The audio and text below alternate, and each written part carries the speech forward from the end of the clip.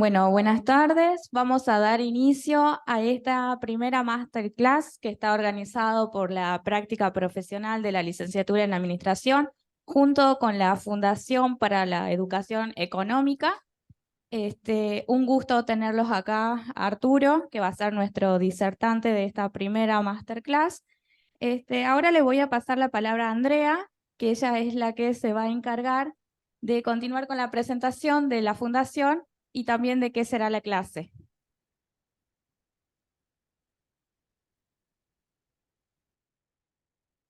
Hola, buenas tardes. Mi nombre es Pía. Andrea no nos pudo acompañar hoy, entonces estoy aquí en su Hola, lugar. Pía. Venimos por parte de la Fundación para la Educación Económica. Impartimos cursos de finanzas, de economía, de emprendimiento y demás. Al final de la clase, pues Arturo compartirá nuestras redes para que nos puedan seguir. También compartimos muchísimo contenido en redes educativo, tanto de economía y finanzas también. Y pues traemos hoy a Arturo.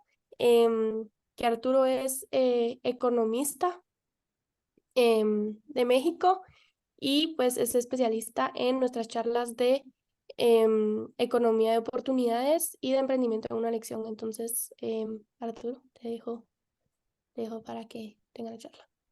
Buenísimo, Pía, muchas gracias. Bueno, primero que nada, es un gran honor estar con ustedes el día de hoy y ser invitado a un aula de la Universidad Nacional de Tucumán. Es para mí un privilegio y les agradezco por el tiempo que me han dado y espero que la charla pues cumpla con sus expectativas.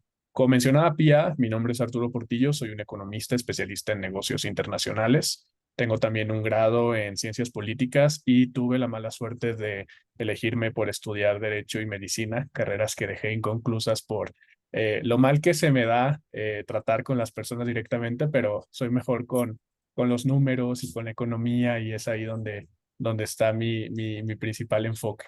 La Fundación para la Educación Económica es el think tank o tanque de pensamiento más antiguo de los Estados Unidos. Fue creado en 1945 por el economista y empresario Leonard Reed. Y como uno de los think tanks más antiguos, su principal objetivo ha sido el de educar a los jóvenes acerca de la importancia de la formación económica y financiera. Y de lo que vamos a hablar el día de hoy es sobre cómo crear una economía de oportunidades. Me disculpo si mi acento mexicano es algo lento, porque cuando hablo con amigos de Argentina, siento que soy el más lento del grupo, pero a ver, ahí me cuentan, me pueden dejar un mensaje en la caja del chat, pueden comentarle a su profesora para que lo deje ahí, o las personas que están en línea igual pueden dejar un mensaje o una pregunta y yo con mucho gusto le puedo poner atención. Pues bueno, vamos a comenzar. Primero quiero comenzar con un ejemplo. La charla de hoy se llama ¿Cómo crear una economía de oportunidades o crear una economía de oportunidades? Y quiero que imaginemos primero a dos países. El primer país se llama Lusitania y el segundo país se llama Portanova. Y estos dos países tienen características muy similares. Ambos de estos países son islas que durante mucho tiempo pertenecieron eran parte de colonias de diferentes potencias mundiales.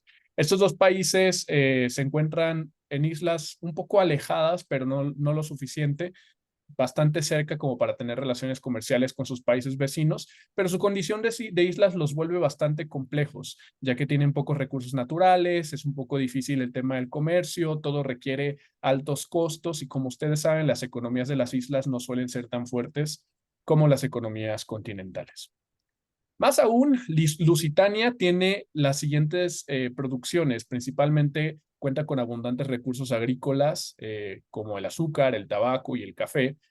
Tiene un potencial para el turismo debido a que tiene playas hermosas y paisajes paradisiacos, pero también es muy rico en minerales, ya que es un gran productor de níquel y cobalto. Por el otro lado, tenemos a Portanova que produce cuarzo. Es la única producción, es el único recurso natural de Portanova y como ustedes saben, el cuarzo se utiliza solamente para dos cosas. Tres, si eres puertorriqueño, pero se los voy a dejar como un dato curioso más tarde.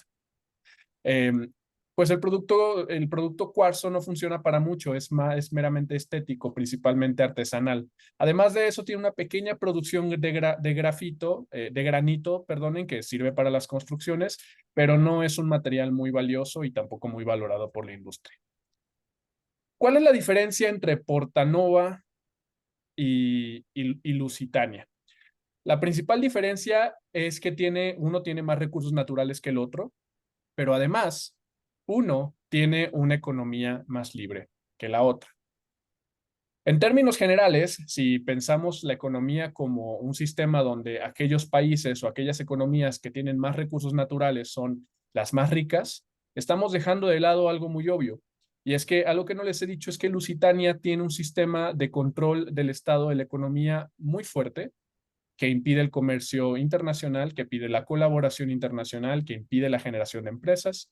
Tienen muchos impuestos y una economía sumamente controlada. Mientras que Porta Nova es una economía de libre mercado, donde todos los bienes y productos o servicios pueden ser comerciados libremente, independientemente de las políticas gubernamentales. Porta Nova, por lo tanto, a diferencia de Lusitania, es un país rico. Y es un país rico porque, de acuerdo con Adam Smith, quien es considerado el padre fundador de la economía, o al menos la economía moderna, en su libro La riqueza de las naciones establece 4 conclusiones muy importantes para el estudio económico. El primero es que las naciones se hacen ricas gracias al comercio, dejando de lado un poco la teoría de que los recursos naturales son lo que generan la mayor riqueza de un país. El segundo punto es que el comercio es posible gracias a la eficiencia y la productividad. ¿Qué es la productividad? Producir más con menos tiempo, con menos recursos. Esa es la productividad. O con menos capital humano, con menos personas, con menos manos de obra. Y eficiencia es hacerlo en el tiempo más rápido posible. El tercer punto es la productividad, que la productividad se alcanza con competencia. Es decir, que para que un sistema económico sea más productivo que otro, estos tienen necesariamente que competir. Porque si Lusitania no tuviera que competir contra Porta Nova, o viceversa, la economía de los dos países no se desarrollaría. ¿Por qué? Porque para que tú puedas ser competitivo en el mercado, tus precios tienen que ser los mejores posibles con la mejor calidad. Si no hay competencia, no hay incentivos realmente para que esos precios tengan que reducirse o esa calidad se tenga que incrementar. El cuarto elemento que encuentra Adam Smith en La riqueza de las naciones es que la competencia, todo este sistema, la competencia requiere de libertad. Y esto parece un pitch filosófico, pero les puedo asegurar que no lo es. Pero veamos de nuevo este cono, este funnel, donde las naciones se hacen ricas gracias al comercio. El comercio es posible gracias a la productividad y la eficiencia. La productividad y la eficiencia son posibles gracias a la competencia, pero la competencia requiere libertad. Los dos países que les mencioné hace un momento, Lusitania y Porta Nova, fueron países que le pedí a ChatGPT que creara nombres ficticios de un país que se inspirara en Cuba y otro país que se inspirara en Hong Kong. Ambas son islas que fueron colonias durante muchísimo tiempo, que sufrieron muchos golpes militares y también dictaduras de todo tipo. Ambos sufren un bloqueo económico de algún tipo. Cuba sufre un embargo por parte de los Estados Unidos y Hong Kong sufre de un control económico por parte de la China continental. Tienen historias muy diversas y causas muy distintas, historias muy complejas que no nos vamos a poner a discutir, pero lo que es cierto es que ambas son islas y que a pesar de que tienen esas complicaciones políticas, sociales y de cultura, y que además una es más rica que la otra en recursos naturales, hoy Hong Kong es una de las 5 economías más grandes del mundo, mientras que Cuba es uno de los países más pobres del planeta. Otro ejemplo para visualizar esta imagen es la imagen que les pongo en pantalla, que es una fotografía satelital nocturna de la península coreana. En la parte del norte, pues bueno, es obvio, Corea del Norte. La única zona iluminada que pueden encontrar en Corea del Norte es Pyongyang, la capital de Corea, mientras que en la región sur se encuentra pues Corea del Sur y la zona más iluminada es Seúl.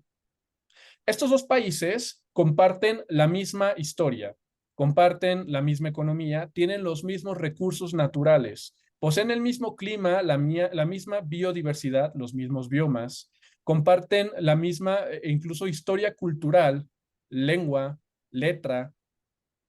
Hasta hace no mucho eran tan cercanos que incluso familiares de personas de Corea del Sur todavía se encuentran en Corea del Norte. La división es principalmente una división imaginaria, es una línea política que culturalmente y en términos de recursos naturales y económicos no representa nada. Pero Corea del Norte está totalmente a oscuras, mientras que Corea del Sur brilla, literalmente, por su progreso económico. Las diferencias son bastante obvias. En Corea del Norte tienen un sistema militar llamado juchismo, en el cual todo lo que producen, venden o intercambian en su economía tiene que ser producido de manera local. No son socialistas, son otro tipo de economía, son su propio sistema económico. El fuchismo establece que para que su progreso económico pueda ser íntegro y puedan llevar a una prosperidad sostenida, el desarrollo tiene que venir desde lo local y eso evita, amén de los conflictos políticos que suelen tener y militares también, evita que tengan una interacción comercial, incluso con países aliados, como lo es China, quien es su principal fuente de recursos alimenticios y médicos en este momento. Mientras que Corea del Sur, a pesar de haber iniciado, igual que Corea del Norte, como un país feudal pobre, hoy el Producto Interno Bruto de Corea del Sur y el PIB per cápita es aproximadamente $52,000 al año. Sin embargo, en Corea del Norte no es posible calcularlo. El nivel de control sobre la economía que existe en Corea del Norte es tal que incluso al ser los seres humanos, las personas consideradas como un factor económico, si han tomado clases de economía, saben que los factores económicos son personas, trabajadores, tierra y capital. Pues bueno, las personas, los trabajadores, al ser una variable económica en esta ecuación, no pueden libremente dejar Corea del Norte. Las barreras que tiene Corea del Norte no son para que las personas no entren, sino para que las personas no salgan. Y esto no lo menciono, insisto, por un tema de un pitch político, sino para que veamos este contraste tan grande que existe entre ambas economías que nos permite entender hasta qué nivel pueden llegar las grandes diferencias de enfoque entre una economía que opta por la competitividad y la cooperación y otra que opta por, no sé, digamos, la autodeterminación y la soberanía, que son conceptos muy buenos y valores muy importantes en cada nación, pero que aplicados a este extremo, pues nos llevan a estos resultados. Si investigan acerca del índice de libertad económica, hay dos. Yo les recomiendo uno que es del Instituto Fraser, es un instituto canadiense que mide el grado de libertad económica que tienen los países, es decir, qué tan controlados están las economías del mundo por sus gobiernos. Podemos encontrar que en el top 5 de los países menos controlados se encuentran Australia, Nueva Zelanda, Singapur, Suiza e Irlanda. No está Estados Unidos ni Canadá. Están entre los 15 primeros, pero no en los primeros lugares.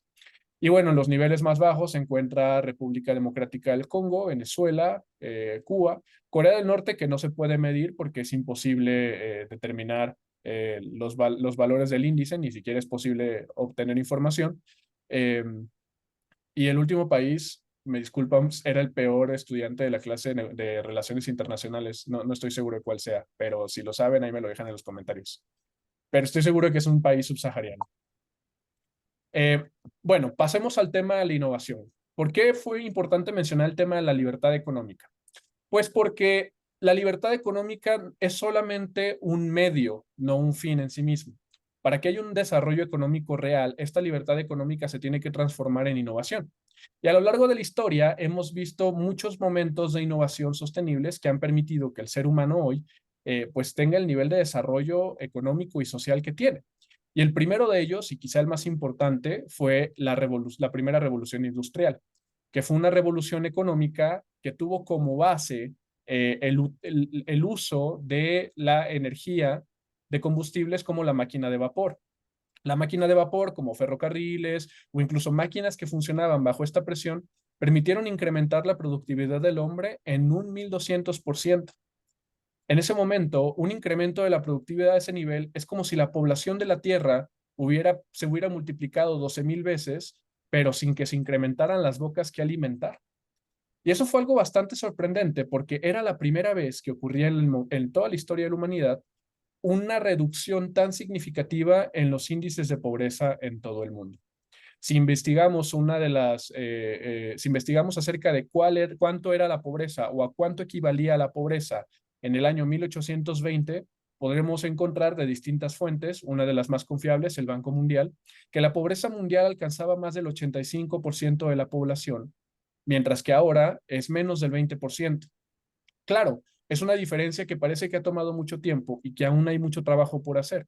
Pero si vemos en retrospectiva toda la historia de la humanidad, ese 80% de pobreza siempre estuvo ahí. Es decir, Nunca hubo un momento en la historia de la humanidad en el que los niveles de pobreza cayeran tan rápido y de manera sostenida en el tiempo. Nunca en la historia de la humanidad el ser humano fue tan próspero y rico como lo es ahora. E insisto, hay muchos desafíos, el hambre sigue siendo un gran problema, hay muchas naciones que se encuentran en el subdesarrollo económico y muchas otras economías sufren debido a que no se pueden integrar eficientemente en un sistema de mercado competitivo. Pero lo cierto es que a lo largo de esta historia nunca habíamos sido tan ricos como lo somos ahora. La segunda revolución industrial la podemos encontrar con el uso de la energía eléctrica como principal fuente de energía, que permitió un proceso que no existía necesariamente durante la primera revolución industrial. Verán, en la primera revolución industrial, aunque la productividad del hombre se había multiplicado 1200%, lo cierto es que las máquinas no eran autónomas. La electricidad dio por primera vez la apertura a que las máquinas pudieran funcionar por sí mismas sin la necesidad de un hombre. De aquí se comenzaron con distintas ideas o ideologías que estaban en contra de este sistema de progreso. Por un lado, porque legítimamente tenían ciertos temores acerca de lo que esto podría significar para la mano de obra o para el papel del ser humano en la productividad. Pero como podemos ver ahora, ese escenario donde el ser humano fuera reemplazado por la tecnología no ha ocurrido. Ha ocurrido que muchas de las actividades que llevaba a cabo el hombre han sido sustituidas por máquinas. Sin embargo, el índice de empleo es cada vez mayor y el índice de ingresos también es cada vez mayor. Es decir, utilizar estas máquinas y tecnologías no ha llevado a un decrecimiento en la participación del hombre de manera activa en la producción económica. Simplemente se ha especializado en otras áreas que de otro modo, sin esta tecnología, no habría sido posible. Si nos imaginamos en el pasado, para arar la tierra probablemente se requería de que los hombres utilizaran herramientas para ararla ellos mismos, después pasaron a utilizar el ganado, posteriormente pasaron a utilizar máquinas, y si bien el hombre fue sustituido de esa parte del proceso de producción, lo cierto es que ahora el hombre se dedica a otra serie de trabajos que son mucho más productivos y que dejan un mayor ingreso e incluso son también más dignos en términos de desarrollo humano. Bueno, la segunda revolución industrial fue la revolución del uso de la energía eléctrica. La revolución industrial tiene tres categorías importantes que la diferencian de otros procesos productivos. El primero es un incremento muy elevado en la productividad. No es del doble ni el triple, sino de cientos de veces mucho más productivo. Ese es el primer elemento. El segundo es que tiene que generar una reducción de precios consistentes y el tercero es que tiene que llevar a un incremento considerable del nivel de empleos. Esas son las tres condiciones básicas para que una revolución industrial sea considerada revolución industrial y no solamente una innovación temporal o ajustes o crecimiento económico. Y la tercera revolución industrial fue el uso del Internet, la interconectividad, el uso de sistemas informáticos que facilitaba no solamente la comunicación, sino el flujo de la información, que permite que todo se trabaje mucho más rápido. Bueno, es innecesario explicar el Internet. Pero la cuarta revolución industrial, que en realidad es un término un poco sensacionalista, pero existe, es el uso de la inteligencia artificial. No que no existiera antes, no que se acaba de inventar, pero que es la primera vez que vemos un uso a gran escala de esta herramienta dentro de distintos factores productivos, como lo son las finanzas, la medicina, las leyes, la escritura, la traducción, la redacción, la creación de contenido web. Hay muchas actividades que el ser humano comenzó a realizar con la aparición de la tercera revolución industrial y que ahora la cuarta revolución industrial de la inteligencia artificial ha sustituido casi por completo. Hace unos 20 años se consideraba una tarea moderna el diseñar o una tarea que tenía mucho futuro. Hoy con inteligencia artificial parece ser una carrera del pasado y es una de las evidencias que tenemos de que ahora la inteligencia artificial está sustituyendo esos trabajos. Para entrar en tema en esto de la innovación, hay otro economista que quisiera traer a la historia, que es Joseph Schumpeter. Joseph Schumpeter es economista de 1920. Él tenía esta teoría de la destrucción creativa. Para Joseph Schumpeter, la destrucción creativa era la capacidad que tenía el ser humano de cambiar los paradigmas, destruyendo por completo la forma en la que se hacían diversas actividades y sustituyéndolas por unas más eficientes o que fueran totalmente disruptivas. Les voy a poner un solo ejemplo. Si nosotros quisiéramos hacer una destrucción creativa de las velas de cera que se utilizan para iluminar, ¿cuál sería el resultado de esa destrucción creativa? Serían los bombillos eléctricos. La función es la misma, iluminar, pero la forma de crearlo es totalmente diferente. Es ahí que la destrucción creativa representa un cambio sin precedentes en el uso o función que se le dan a distintos bienes que existen en la economía. La destrucción creativa tiene tres características principales o tres beneficios principales. El primero es la innovación. Estimula la innovación y la invención de nuevas tecnologías, productos y servicios. Esa es la principal consecuencia de la destrucción creativa. Invención de nuevas tecnologías, productos y servicios. Eso no creo que lo tenga que explicar. Vamos a pasar al segundo, que quizá ese sí podamos entrar un poco a fondo. Eficiencia. Conduce a un uso más eficiente de los recursos humanos, naturales y económicos. Humanos, naturales y económicos. Menos personas, menos recursos naturales y menos dinero se requiere ahora para lograr el mismo propósito. No para producir necesariamente lo mismo, sino para lograr el mismo propósito. Digamos que nuestro propósito es transportarnos de nuestra ciudad a una ciudad a 100 kilómetros de distancia. ¿Qué sería eficiente en este sentido, en este transporte? Si viviéramos en el siglo XVII, para transportarnos esos 100 kilómetros tendríamos que utilizar un carro atado a caballos. Eso significa, pues, un carro, un conductor, 2 caballos, para poder recorrer esos 100 kilómetros. Si pensamos hace 100 años, ¿qué requeríamos para recorrer esos 100 kilómetros? Un auto y un chofer, o alguien que tuviera que conducir, ¿no? Recursos humanos y recursos económicos, ya no naturales, pero sí humanos y económicos. Bueno, aunque obviamente el combustible es un recurso natural, pero en menor medida en impacto que un caballo, que un ser vivo que esté ahí esclavizado trabajando para nosotros. Pero si pensamos hoy en día, para recorrer esos mismos 100 kilómetros, ya no necesitamos un caballo, ni un carro, perdón, ni un chofer. Ninguna de las dos cosas que fueron sustituidas anteriormente, ni los caballos, ni el chofer. Ahora podemos usar un vehículo que no utiliza ninguno de esos dos recursos y que nos puede llevar al mismo lugar.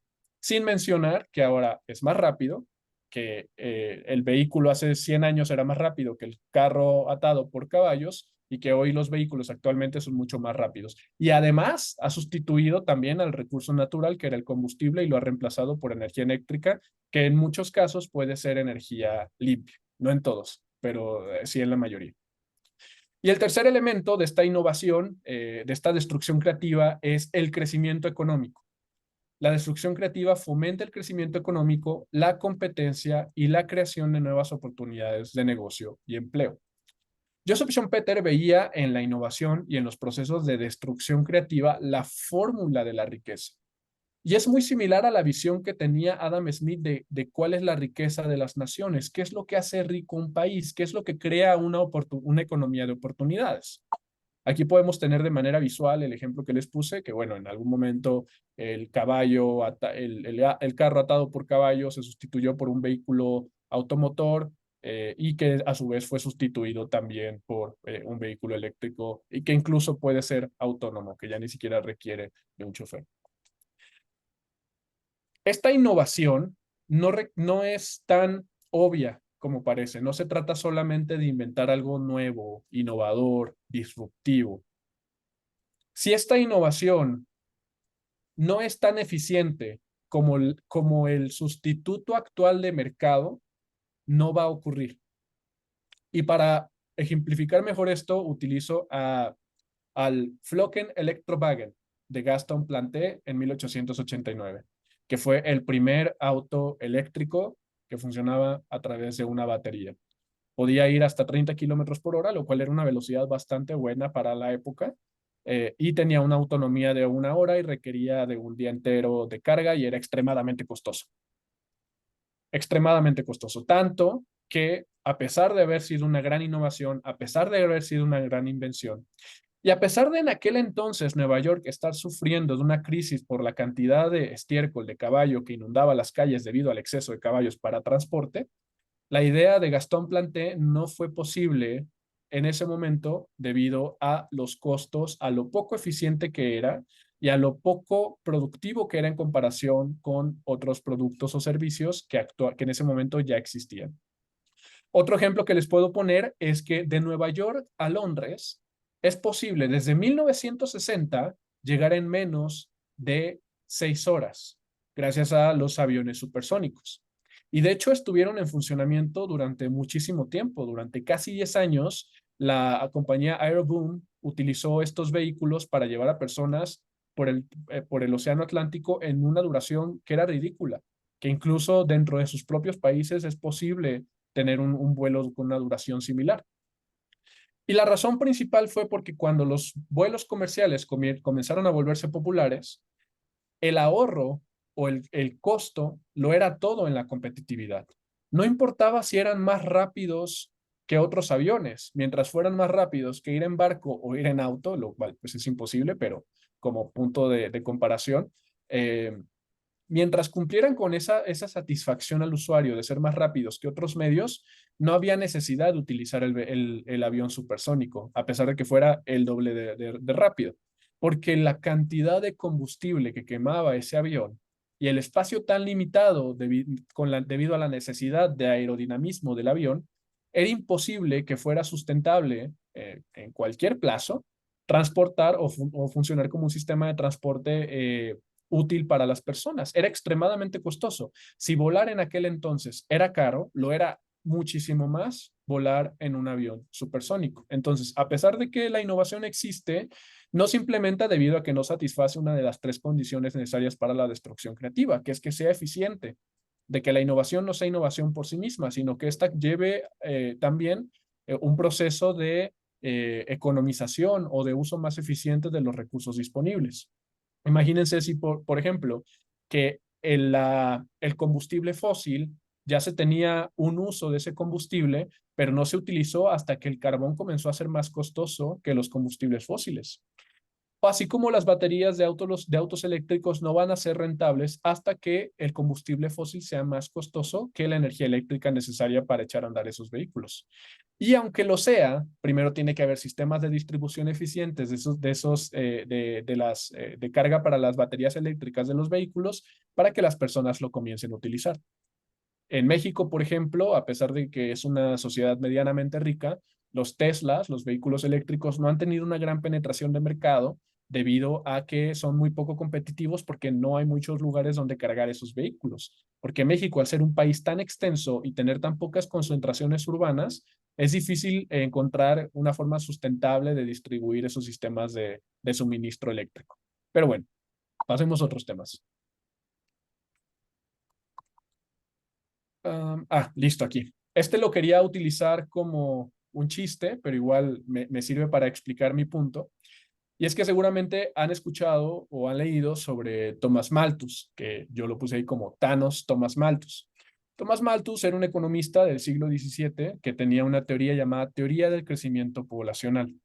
Esta teoría afirmaba de que, dado que el crecimiento de la población era exponencial y el crecimiento de los alimentos era lineal, es decir, que mientras los alimentos crecían uno a la vez, la población se multiplicaba exponencialmente, habría un punto en que la generación de alimentos sería inferior a la cantidad de seres humanos que los demandaran, y eso llevaría a una crisis de recursos naturales nunca antes vista. Thomas Malthus entonces creía, estaba convencido de ello, de que en un futuro no muy lejano, la cantidad de alimentos disponibles en la economía iba a ser tan pequeña que el ser humano podría enfrentar un riesgo de extinción. Entonces, para solucionar esto, él proponía 3 cosas. La primera eran las guerras. No que lo propusiera directamente, pero lo veía como un factor disuasorio de este problema. Las epidemias y el hambre también eran un factor relevante para él, que impulsaban la distribución de la riqueza. Porque si tú tienes un pastel de la economía completo y tienes menos bocas que alimentar, cada trozo es mucho más grande. Por lo tanto, según Malthus, la distribución de los alimentos y de la economía en general iba a ser mayor en cuanto menos personas existieran en esa economía. Pero él también proponía o veía con buenos ojos el control poblacional. El control poblacional, pues porque al tener un país un control sobre cuántas bocas tiene que alimentar, es más eficiente para él evitar las crisis. Y como vemos ahora, no tenemos un problema de sobrepoblación, sino de hecho tenemos una crisis de subpoblación, un déficit de nacimientos de seres humanos que muchos países europeos y asiáticos están enfrentando en este momento y que ahora los países quieren echar vuelta atrás. ¿Cuál es esta relación entre Adam Smith, Joseph Schumpeter y Thomas Malthus con crear una economía de oportunidades? En la economía, en la ciencia económica, existen muchísimos mitos. Desde que la generación de la riqueza viene de la explotación, hasta que la tecnología va a reemplazar al hombre y que cada vez hay menos oportunidades y que cada vez vivimos peor. Sin embargo, si evaluamos la economía de manera empírica y con datos, podemos darnos cuenta de que no solamente somos más ricos que en toda nuestra historia, no solamente tenemos mejores condiciones de vida que en cualquier momento de la historia, sino que a lo largo de todos los procesos de la historia humana ha habido explotación. Si nos vamos a la época prehistórica, nos vamos a encontrar que las tribus nómadas que sufrían de esclavitud tenían explotación. Si nos vamos a la época feudal, había explotación. Si íbamos a la época de los reinos y las coronas, había explotación. En toda la historia humana, en todos los sistemas humanos, ha habido explotación como componente de la generación económica. Porque antes del comercio, la única forma de obtener algo que tú querías era matando al vecino. No había un proceso de intercambio, no había dinero, no había recursos, no había producción, no había empleo, no había trabajo. Era cazar o morir. Entonces, si en todo el momento de la historia hubo una explotación de un grupo sobre el otro, ¿por qué nunca hubo riqueza hasta después de la primera revolución industrial, donde se sustituyó el sistema de crecimiento económico de las guerras por el del comercio?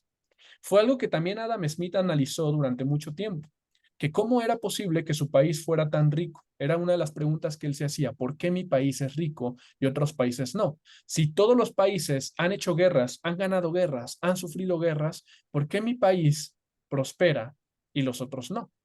Y una de las razones era el comercio. Ahora, ¿cuál es el problema con el comercio que quiero atender con Joseph Schumpeter? Que a medida que hay mayor comercio, hay mayor competencia, porque el país A puede ser más productivo produciendo lápices que el país B. Por lo tanto, es más eficiente comprarle lápices al país A. Pero cuando eso ocurre, ¿qué pasa con la producción de lápices del país B?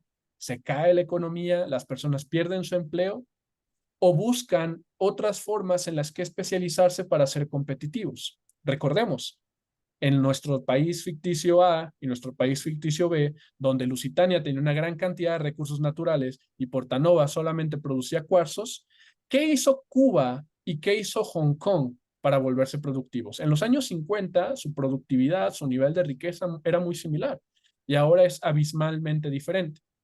Porque si bien Portanova o Hong Kong no tenían recursos naturales valiosos ni tan extensos, tenían o decidieron adoptar una visión en la cual se volvieran extremadamente competitivos en la industria tecnológica y donde utilizaran todos sus esfuerzos para volverse un sistema financiero. Es decir, tomaron todas sus debilidades, todas sus desventajas y las convirtieron en una ventaja competitiva que casi ningún otro país tiene. Sin embargo, Lusitania decidió vivir en la pobreza y en el tercer mundo porque, a pesar de tener muchos recursos naturales, decidieron tener un control tal sobre la economía que no lo pudieron aprovechar debidamente. Y eso ocurre con muchos países naturales. El fenómeno es tan reconocido que incluso hay economistas que lo han denominado como la desventaja o el factor recursos naturales, que tú al ser un país con abundantes recursos naturales vas a enfrentar algún tipo de pobreza o subdesarrollo por el sistema de explotación colonialista imperialista o algo así. Pero lo cierto es que la mayoría de estos países que tienen muchos recursos naturales, pero que sufren de pobreza o falta de desarrollo, tienen un factor diferencial muy importante con el resto de países que tienen menos recursos naturales, pero que su nivel de desarrollo económico es mucho más amplio. Y no me refiero a países coloniales, sino me refiero a Singapur, a Suiza, a Australia, Nueva Zelanda, Irlanda, países que no son famosos por tener sistemas estructurales de colonia o de imperialismo. Son más ricos que países con verdaderamente muchos más recursos naturales, y esto se debe a que el principal factor diferencial entre ambos es la libertad económica. Porque como les había mencionado en la tabla de Adam Smith, las naciones se hacen ricas gracias al comercio, el comercio es posible gracias a la eficiencia y la productividad se alcanza con competencia, pero la competencia solo es posible si existe libertad para que esa competencia sea efectiva. Si no, lo que pasa es lo que ocurre en muchos países, en mi caso México, que antes de la reforma en telecomunicaciones, que pudo tener sus defectos o problemas, nosotros en México pagábamos la tarifa de telefonía más cara del mundo. Era la más cara del mundo. Ningún país pagaba tanto como nosotros en telefonía, porque teníamos una sola empresa que la producía. Entonces no le importaba ser competitiva, porque al mercado, al estar tan regulado, no existía la oportunidad de que otras marcas o otras empresas pudieran competir en costos y en calidad con este servicio. Entonces, hasta que la reforma pasó y otras empresas pudieron competir, México ahora se encuentra en la vanguardia en sistemas de telecomunicaciones en todo el mundo. Pero insisto, esa competitividad es imposible sin libertad y nosotros podemos ver incluso en esta imagen las consecuencias de esa ausencia de libertad. Voy a terminar acá porque nos quedan 12 minutos más o menos. Lo último que les voy a compartir, y sé que me fui muy rápido con esto, es que aquí están nuestras redes sociales. Pueden seguirnos en FI en línea. Tenemos una comunidad de más de 300,000 seguidores en nuestras distintas redes sociales. Estoy seguro de que es contenido que les puede gustar bastante. La única red social que yo tengo es Instagram porque soy un viejito. Tengo 26, pero soy un viejito en espíritu. Es Arturo Portillo F. Ahí pueden seguirme y podemos platicar si quieren sobre esto. Les puedo mandar artículos que pueden leer, pero también en FI en línea subimos mucho contenido que les puede gustar. Y por último, está este código QR que pueden escanear para completar una encuesta, para yo saber si la charla llenó sus expectativas. Sé que era muy poco tiempo para hablar de algo más amplio, pero espero poder tener un espacio nuevamente con ustedes y desarrollar más estos puntos. Pueden decirme si la charla les gustó, si los objetivos de aprendizaje les parecieron claros, o dejar un testimonio sobre la charla, que sería muy valioso para nosotros. Con eso termino y nos quedan 10 minutos para preguntas y respuestas si desean participar. Lo que yo recomiendo es que la profesora puede interceptar las preguntas de la clase, del salón, si es que la tienen, o los que están en línea pueden escribirla aquí del chat y yo la leo y con mucho gusto la respondo. Y si no, les agradezco mucho a todos y fue un placer para mí estar con ustedes. Bueno, muchas gracias, Arturo, desde acá. Bueno, un gusto que puedas participar de nuestra clase. No sé si me ves ahí ahora. Bueno, a ver, ¿alguna pregunta, consulta para hacerle a Arturo? Interesante, te escuchaba y justamente nosotros acabamos de terminar una elección presidencial. Entonces, esta charla fue antes, ¿no?, de la elección planificada. Vos, Arturo, contanos un poco vos dónde estás, en qué país, y un poco cómo ves el mundo con respecto a esto del liberalismo, el socialismo. Me gustaría saber un poco tu opinión, mientras acá nuestros estudiantes se van preparando con algunas preguntas. Sí, de acuerdo. Bueno, yo soy de México. Durante mucho tiempo estuve trabajando con distintas organizaciones en América Latina. Lo que hacíamos era intentar promover esta visión del desarrollo económico a través de la competitividad y la innovación. Y bueno, fue por eso que nos interesamos mucho por estos temas. Lo que vemos sobre el debate entre socialismo y liberalismo y todo eso es bastante complicado. Principalmente la FI no es una organización política, pero sí somos una organización que defiende y promueve la libertad. Pero más allá de eso, somos una organización que intenta combatir el analfabetismo económico. Nuestra misión es ir a escuelas, a colegios en toda América Latina. Actualmente justo este año llegamos a 100,000 estudiantes en distintas regiones del mundo, no solamente en México, en Argentina, aquí en Tucumán, en Jujuy estuvimos la semana pasada, hemos estado en ciudades como Petare, que es uno de los barrios más peligrosos del mundo en Venezuela, y han sido 100,000 jóvenes este año los que hemos alcanzado con este tipo de formación. Entonces es algo que sí nos interesa, sí nos importa, vemos con preocupación lo que ocurre en Argentina. No tenemos una postura política al respecto, ahí sí no puedo ayudarlos. Espero les deseo la mejor de las suertes con sus elecciones próximas. Sí, el 19 de noviembre. ¿Alguna consulta? ¿Pregunta? ¿Mm? Vos, Arturo, ¿cómo ves el mundo? ¿Hacia dónde va un poco las decisiones de economía, con esto de la inteligencia artificial que lo mencionaste? Schumpeter, que también, ¿no?, interesante como autor, cómo fue visualizando lo de la innovación. Yo no dejo de admirarme, ¿no? Esos autores con cuánta lucidez han adelantado 100, 200 años, ¿no? ¿Vos cómo ves el mundo a la luz de las ideas de la innovación, de la inteligencia artificial, y cómo afecta estas nuevas tendencias a la economía? ¿Cuál es tu opinión al respecto? Bueno, la mayor parte de América Latina ha decidido cerrarse al tema de la innovación y la inteligencia artificial. Esta lógica de regular para proteger los mercados locales o de regular para proteger la mano de obra que puede ser sustituida por una máquina, me parece realmente absurda.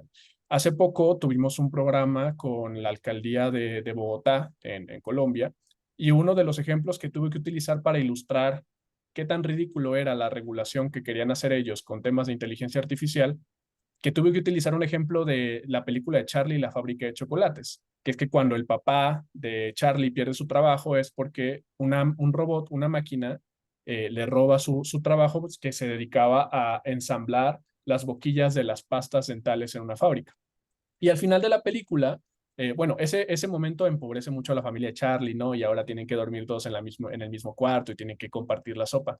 Pero al final de la película vemos que el papá de Charlie vuelve a la fábrica de pasta dental y ya no ensambla las pastas dentales, sino que ahora repara la máquina que lo había desplazado. Y esa es una forma muy ilustrativa de ver cómo realmente la inteligencia artificial y la tecnología se vuelven parte del desarrollo económico, no solo en términos de reducir la mano de obra necesaria para producir un bien o un servicio, sino también que permiten al ser humano especializarse en servicios y en productos que tienen mucho más valor añadido. Mucho más valor añadido que ensamblar una tapa de dientes que puede hacer una máquina. Quizá en el futuro el tema este de Starbucks, de McDonald's, de todos esos sistemas de autoservicios, de tiendas, de limpieza, pueda ser sustituido por inteligencia artificial, por sistemas automatizados, pero estoy seguro de que muchos países van a rechazar propuestas como estas por el miedo al desplazamiento, cuando en realidad lo que se encuentra detrás es la oportunidad de que la economía ahora crezca en el sentido de desarrollar bienes y servicios de mayor valor añadido. ¿Cómo construir esos robots o cómo desarrollar esos sistemas de inteligencia artificial que permitan sustituir esos trabajos que para nosotros ya nos representan pues un uso muy eficiente de la energía y el intelecto humano y la capacidad? Bueno, muchas gracias, Arturo. Todo un tema para seguir debatiendo y reflexionando. ¿Alguna consulta, pregunta, reflexión de nuestros estudiantes acá? Sí, acá vamos a hacer el chico del micrófono.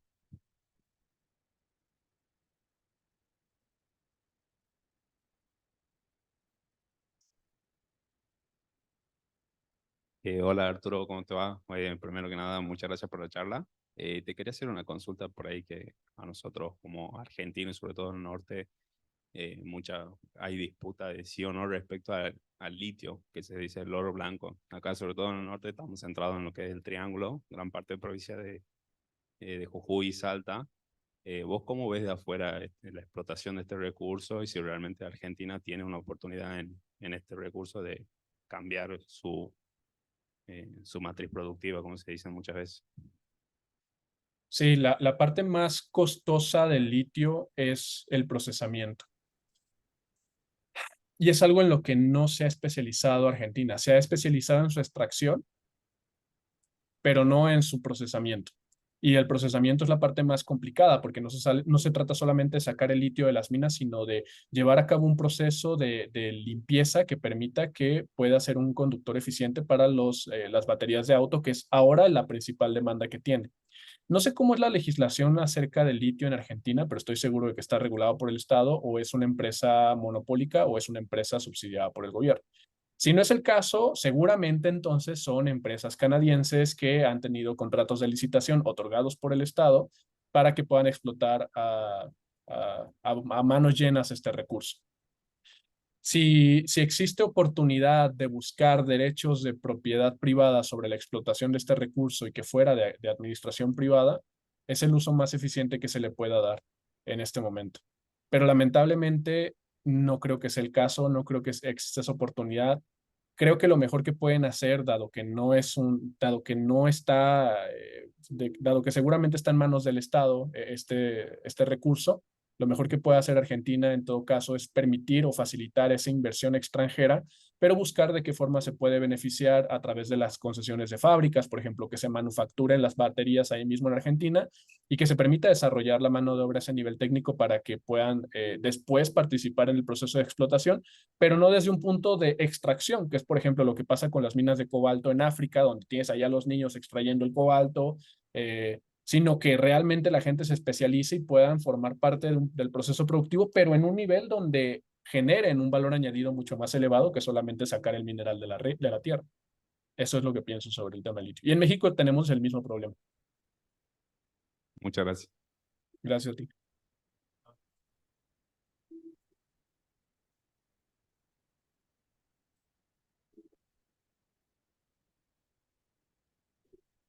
Bueno, muchas gracias, Arturo. Acá los invitamos entonces a contestar la encuesta ahora, por favor.